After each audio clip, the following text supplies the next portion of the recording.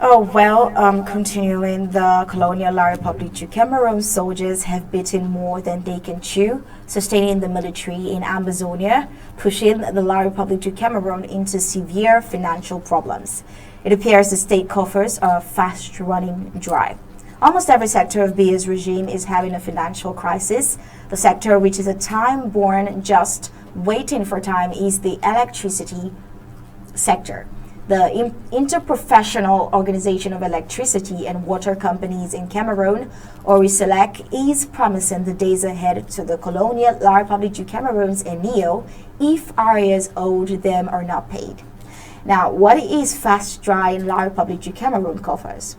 All right, let's start with the electricity sector. Eneo subcontractors claim 10 billion in arrears and announce a strike in La Republic du Cameroon. The Interprofessional Organization of Electricity and Water Companies in Cameroon, Oriselec, indicated this in a correspondence, of which Echo Martin had a copy.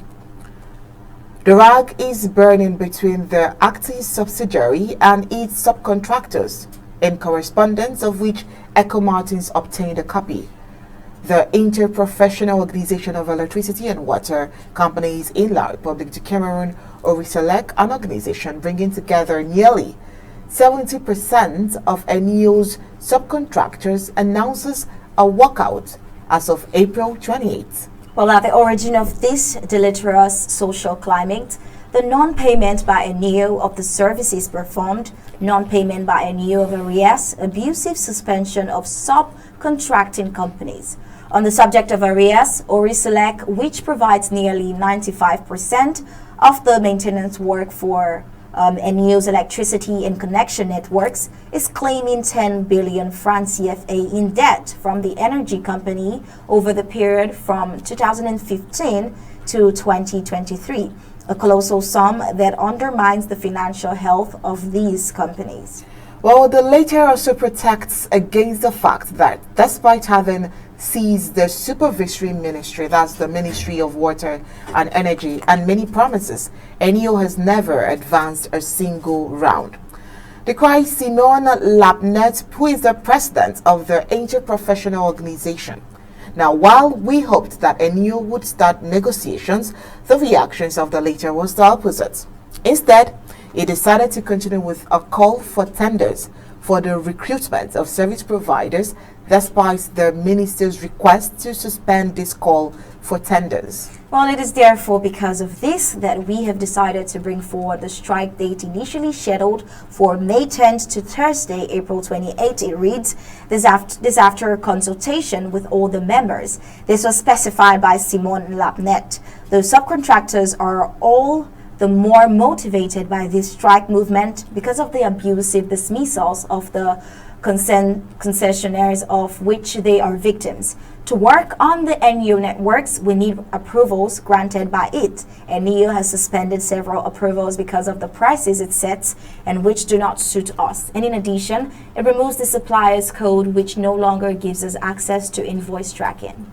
Well, this protest movement is not new. In 2022, Oriselec, that is the Association of Electricity and Water Companies of La Republic du Cameroon, which has now become Oriselec, had always initiated a strike to claim the amount of 5 billion for the period between 2015 to 2020. Now, that amount, which is cumulated to date to the 10 billion francs CFA that it claims and that it intends to recover by all legal means. Now, all attempts to get in touch with Eneo about this news have been unsuccessful. However, the concessionaire of the Public Electricity Service is also in turn affiliated by unreimbursed debts from the state to its biggest consumer.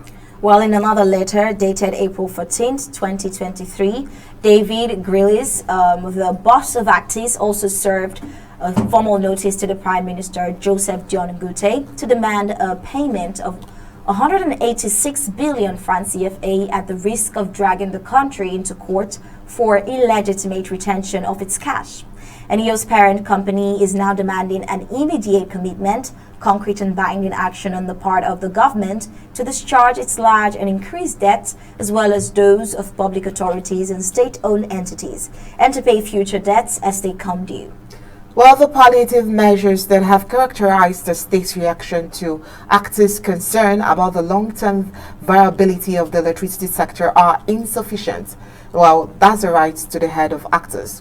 Well, the government's response to this referral to actors is not yet filtered through, but this is not the first time that Eneo has complained of not being paid by the state of La Republic de Cameroon. Well, we'll definitely bring you up to speed with the latest developments as it unfolds.